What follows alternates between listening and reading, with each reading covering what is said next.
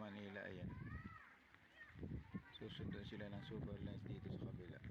Diyan sa kabilang yan. Ay, nandun yung Superlens sa una-unahan. Doon sa unahan nung jeep.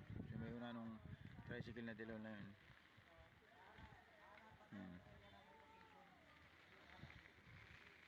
Ang dami.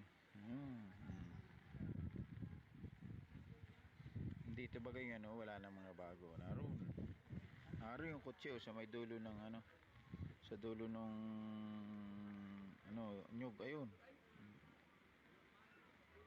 Wala namang nabago. Ayan, dahil pasero. Ayun. Yun, yung bahay na nahulog. Ayun, durog. Ayun. Yan. Yung bahay na yun, ang delikado na. Yung luma. Maliit, nasa likod ng malaking bahay. Ayan, dahil pasero.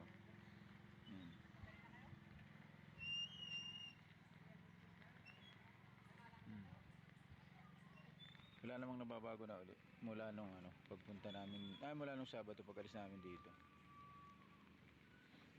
Wala namang delikado na ang gilid na ito, kaya pag natusukan niya ng ano, ayan o. Pag natusukan niya ng seat pile, pwede nang daan na itong gilid, kaya lang hindi yung masyadong malalaki. Sige na, at babalikan ko na sila sa kabila. Nagbubuta sila ng seat pile na ibabaw.